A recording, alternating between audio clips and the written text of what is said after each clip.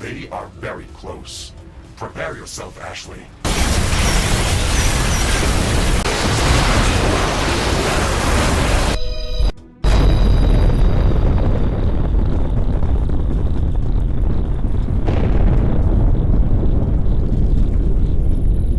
This is probably the best base building tower defense game, or one of the best I have ever played. I have spent 69 hours on this game.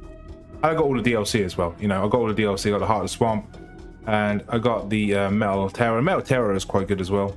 And there's a lot of DLC with this game. And you see the DLC. There's actually just different biomes, actually really cool areas as well. We'll go through that in the video. But this game, the Riftbreaker, is just absolutely amazing. Right, so let's jump into it. The Riftbreaker. So what is this game? This game is about you as an explorer going to a different world for humanity. And what we're doing is trying to find a world to inhabit that we can colonize and bring humanity with us. In the Riftbreakers, you actually have multiplayer, so you can actually join online games up to 4 players with other people, random people, and help them complete their levels.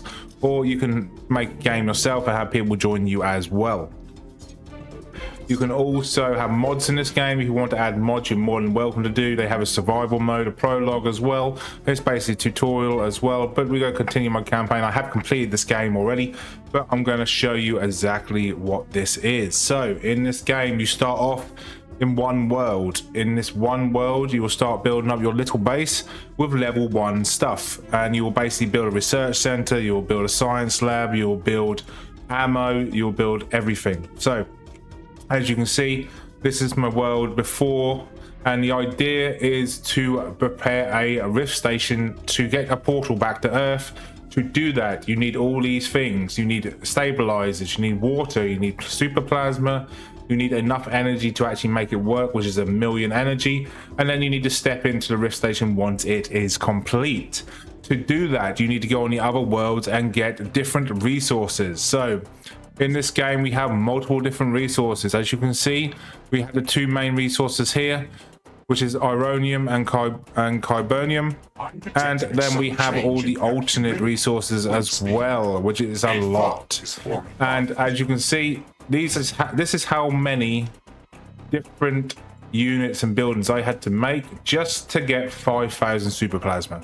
As you can see, each one of these is 100 super plasma. And you have to use resin, which is a purple resource, to go into the pipes to give you super plasma, which is a yellow resource to go back to your rift generator. But to do that, you have to first make a base, and you make a little base. And to do that, you literally just start off making different bases. And then what happens is you have your loadout here, your gear, and with your gear you have your research. You build research buildings to unlock different stuff, and obviously to get this different stuff it costs resources. Some resources you can only get from different planets. You can see where I'm going with this. Once you want something, you can add it to your research. It will go to your research queue. As long as you have enough, you can do up to about 8 researches at a time. It takes real world time to do, but while you're waiting, you have multiple different worlds you can go to just to research and get other resources and stuff. As long as you put a tower or a main base down on your world in the game, it will transfer to your main world. You can see these are outposts. Each one of these little symbols is an outpost. This is where I am in a minute. But each outpost brings your resources, tells you what resources you had at each level or each world.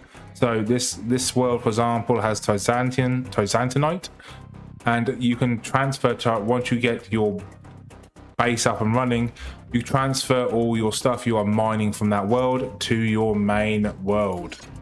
Okay, to do that, you literally just build a base in that world, and you can then transfer all the stuff to your main world, which I've done here. And then you need all these resources here are actually global. So all these here are actually global from every single world I've got.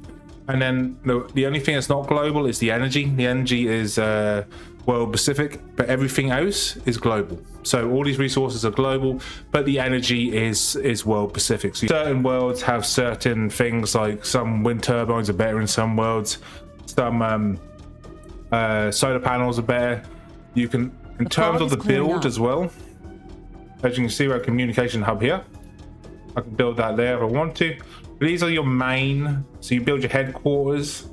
You have one of them, but you can actually build 15 outposts, and obviously your headquarters will be your main base world. And then you have all these different main ones as well. You have a laboratory, this is where you get your research from. It goes from level 1 to level 5, and then you go into your power. In your power, you have energy storage, you have a power like wind turbines, solar panels to get your power. You also can go up to gas power plants, geothermal plants, nuclear power plants. You can also go to magma. You can use morphium, which is a DLC resource. And then you can use these energy pylons you can actually use to transfer in the same world. Let's say you have one base in one corner of the world, and you have loads of energy there, and you want to transfer it to another corner of the world, the same world. You can build 2 of these, and they will just relay the energy. So you basically share global energy on the same world, which is really neat. And also you have, these are like the factories that basically give your resources and everything as well, like that.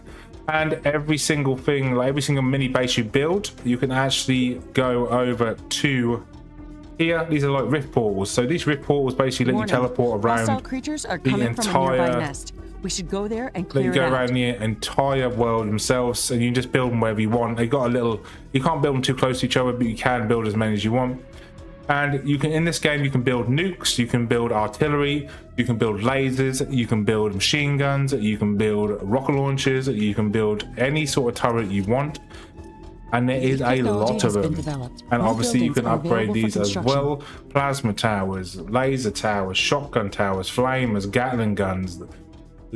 We have acid shredders, which is like lightning towers. You have thumper turrets, you have immobilizer towers, you have flaming towers, you have heavy artillery, you have light artillery, Gatling gun laser towers, you have artillery portal bomb towers. These ones I like, these are like power rods. These are like giant rods that shoot up in the air and come down, and they're like electric thumper rods, so they shoot in the ground. They're really cool. Then you have HCM towers, which are basically nukes basically. I've got a couple of these actually in this space as well. This is the thumper tower, basically the power rod tower. It shoots a giant rod. You have mine layers that shoot mines around the defense towers in your base. You have attack drone towers. You have energy shield towers. You can put an energy shield around your base as well. And you actually have all different types of traps you can use as well. As you go and kill bosses in this game, I'll show you a boss. I'm probably not going to kill this boss. It's going to absolutely annihilate me.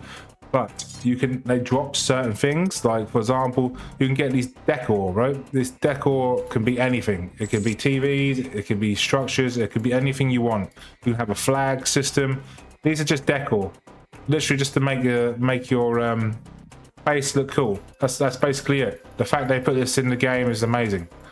But these things here are energy connectors, so you connect all the energy to buy these power lines basically. But you can have literally anything you want.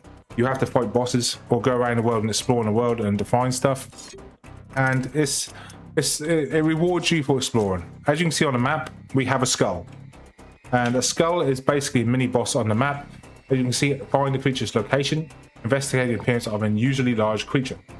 So in my arsenal, I have artillery. I have these are all the things you can make as when you unlock them in your research tree. Research completed. It will pop up like this, and once it pops up, you can normally unlock other stuff as well if you want as you go, as long as you have the resources. And it doesn't take a long time, but you need definitely to make sure you have enough resources. I always seem to run out of resources, but once you get the resources, you can actually, for example, guns. You can make the guns themselves. Different rarities mean you can add different add-ons to the guns. So we have all different things from launcher swarm missiles to heavy machine guns, light machine guns, shotguns, root guns, rocket launchers, rail guns, plasma guns, mortars, mini guns, lasers, lightning guns, immobilizers. Which is like flame guns, basically grenade launchers, heavy plasma, flamethrowers, floating mines. You have heavy like flamethrowers, but then you have corrosive guns, flame guns. They're called flame spewers in this. You have charge bombs, which is basically artillery. You have burst rifles, bouncing blades. You have blasters, and that's just the ranged weapons. You have chainsaws, you have flame blades, you have hammers, you have laser swords, you have pickaxes, you have power fists, you have sonic fists, you have spears, you have tridents, and I haven't even unlocked all of them yet. Different dashes, you have power jumps, you have the chance to go invisible as well. I've already unlocked that. You have emergency explosion of flame, like you can push out flames, and then you have stuff which is like your armor, and this thing can give you like, you can have attack drones to help you out, and these all have different passives. As you can see, you can resist armor, you get a force field, or you get extra heat points for some of these, like defensive gears and stuff. And then you can get stuff that increases your radar range or your movement speed, or you can just have stuff that increases your overall resistance to everything, or you can have stuff like energy sensors, which increase your drop rates of different equipment and pickup rates, and you can have like plasma engines, which are cooldown and building time. You can reduce the building time, or you can have sensors that increase different types of drop rates, and you have repair tools as well, which also give you regen per second, which is really helpful in this game. I've gone for regen, and I've also gone for movement speed and cooldown in my skills. It's sort of a trade-off. Basically, movement speed is very crucial in this game. If you're too slow, you're just going to die. When you beat different bosses and different mini bosses, you get different skins in this game, which you will automatically pick up as you go along. Oh, I haven't seen this skin before. It's cool. And there are plenty of skins. Some are cool, some are just wacky, some are like literally just crazy. Like I got a cat on this, for God's sake, you know what I mean? But there's some cool wacky skins. Some of them look super cool, and there is, once you upgrade, like I said, the different rarities, blue, purple, red, you actually get the ability to equip these mods to them. And so these mods, what you do when you pick up throughout the game, you can actually pick up different mods, different rarities from green, blue, purple, and red. I think red's obviously the best. You can get all different things from ammo cost, you can get rate of fire, you can get energy damage, you can get cryo damage, acid damage, physical damage, damage over time, stun chance, hit splash damage, hits points on hit, so it's like leech life, and rate of fire as well. So obviously the higher rarity, the more you can equip in each one. I've gone rate of fire for this one, so I can just spam it. This one is ammo cost, because it actually, this gun is like a machine gun, but it is explosive bullets, and it can actually auto like homing bullets as well, which is really fun to use as well. And you can get, I like the laser beam. You have shotguns, you have nuclear missiles, which I think are really cool as well, and you have different mods as well, which I think is just cool as well. And then you have your 1 to 9 combo buttons. So barricade is absolutely broken. You basically put a barricade in front of them, and it kind of acts as a taunt. You have acid grenades, cryo grenades, sentry grenades, gas grenades, gravity grenades, gravity mines. You have decoys, you have mini mines that mine the stuff for you. You have sentries, you have nuclear turrets, nuclear mines, sentry guns, small mines, sonic grenades, cryo tornadoes, damage trails like flyer trails and stuff. You have orbital bombardment. I'll probably show you orbital bombardment actually. I think that's an absolutely amazing skill. So, and obviously with the different rarities, red is the best obviously, but higher rarity, more damage it does, etc, etc. You know how this works by now. And then we have time warp, which slows down time and increases your bullet speed. Or you can go alien camouflage, which is invisibility, so you can run away when you're getting you're too much in danger, like you're gonna die basically. You can use that. Power jump, you can jump out of the way, dodge roll, and you have teleport, which is short distance teleport, which damages the enemy as well. And yeah, we are going to show, I'm going to show you a boss basically. So the idea of this game is obviously to get enough resources. I'll show you a different world in a minute, but these are generally what the bosses look like. They have a big health bar, and what I do is I spam all my my abilities, and you can see they're no joke. I hit him with everything I've got, and he's still not going to die anytime soon. So when you run out of bullets with your gun as well, it automatically switches to your next gun what has bullets. You automatically regain bullets over time, or when you kill enemies. Some bosses are weak against certain things, some bosses are strong against certain things. So you want to be really careful what you use, because if it says, oh god, and don't go too close to him either. But basically, some bosses are weak against certain things, some are strong, and you want to make sure you don't go too close to them because they will actually annihilate you. And if I use my ability to go slow down time, you can see my bullet speed picks up, and with my shotgun that actually works really well. So I'm going to use my drone. So obviously I use my 1 to 8 skills on my bottom of my bar, and I can pump out a load of drones. These drones will heal me, attack the enemies at the same time, and pick up all the loot as well around the area. So you can switch as you want. I've unlocked this root gun, which is a DLC item, has unlimited ammo, but shoots in a line. Kind of cool, not gonna lie. But you can basically hold that down and then just use what the other buttons. You use your mouse buttons to fire, left and right mouse buttons to fire. It does use, you can use Good. I was afraid it could gather as well as mouse and keyboard if you want to. to. I personally like mouse and keyboard myself better. But that is basically how a boss works. You kill the boss, it drops an item of such. Depending on the boss itself and where it is, you will get different items. So as you go throughout this game, the threat level will increase. That will be how strong the enemies are when they come in waves. They do come in waves. This is a sort of tower defense game, as well as sort of you trying to get different resources and stuff like that. As you can see, they've got different specific names. Cobalt mining. Okay, so we're going to obviously have cobalt here. Cobalt is one of the things you want to collect. Dark energy. This is all the DLC maps, like Morphium Lake as DLC. We have palladium. Palladium's one of the main currencies in the game you need to build your rift with. So if we go over to this one, for example, this is an acid area, and what happens is you will then go to your load into your next area, your next world, and this will be where you build another base, and you go around the world and just try and build your base and get resources to send back to your main world. The idea is to go around these 12 or 15 different worlds and basically build a surplus of resources to then send back. As you can see, this one here, this is my nuke. So certain big weapons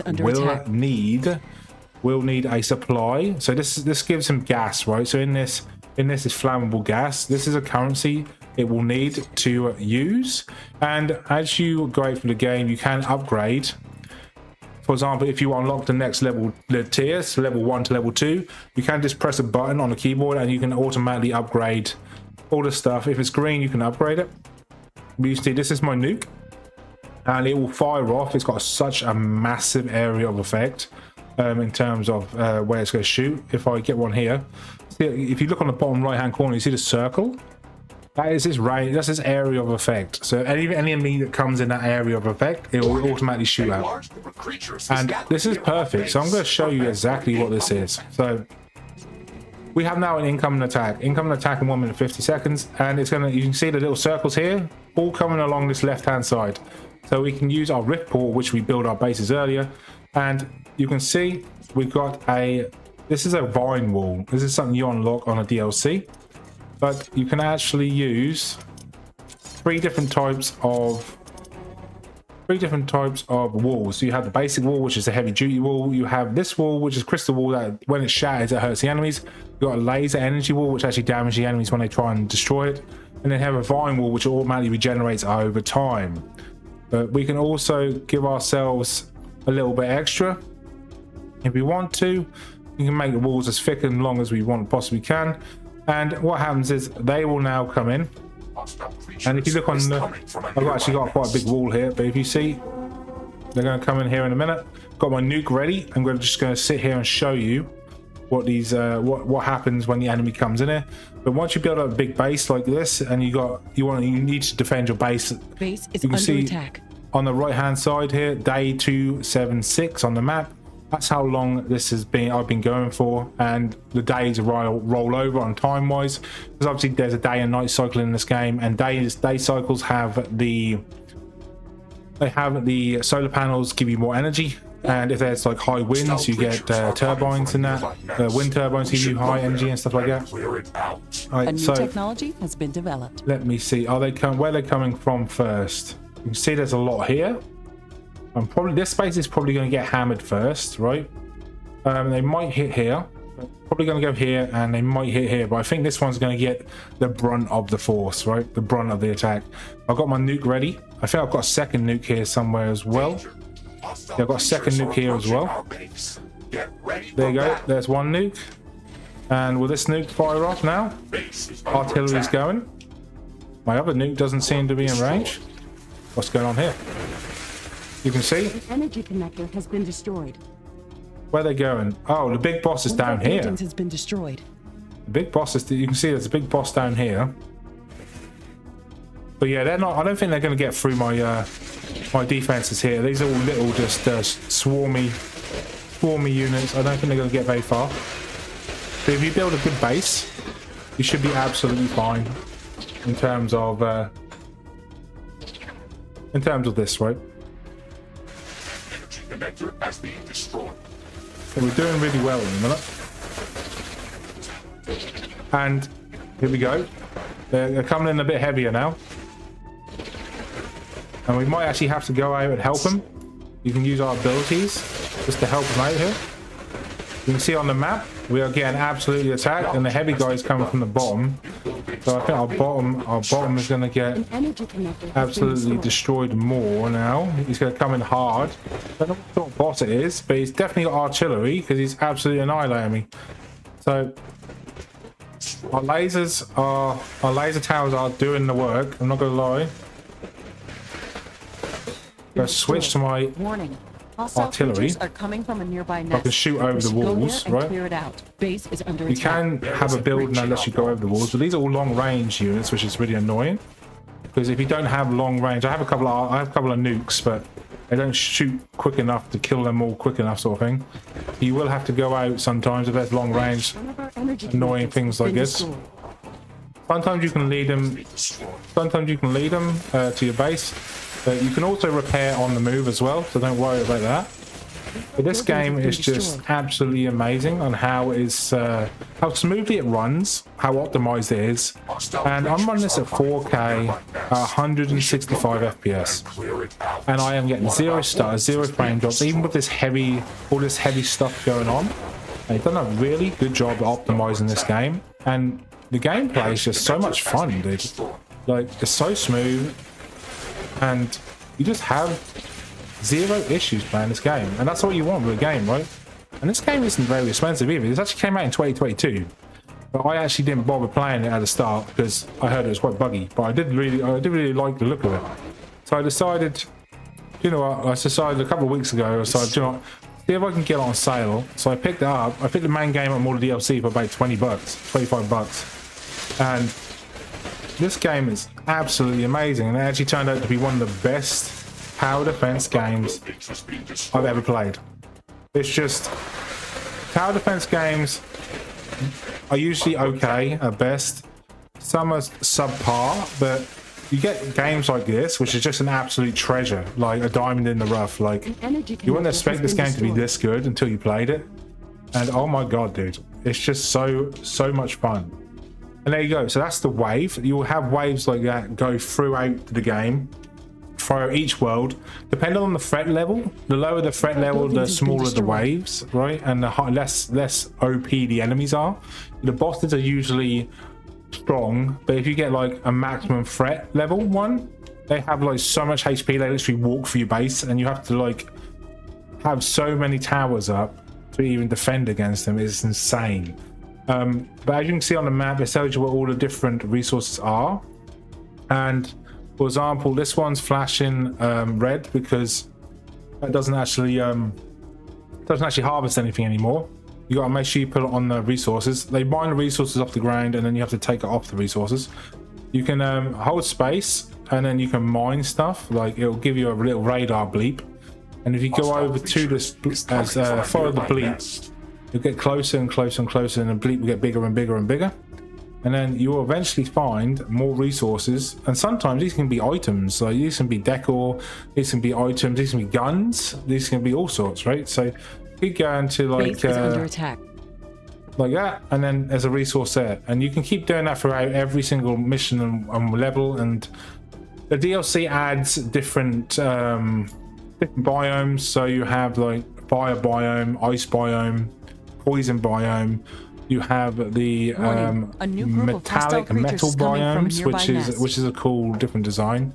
And you have constant like mini quests to do while you're doing. You don't have to do mini quests. You can do them as you want. And as long as you're not getting attacked by anything like at the time, you have to defeat the wave before you can try and teleport. But when you do teleport, you can teleport to wherever then. And let me see, this is one of the other locations.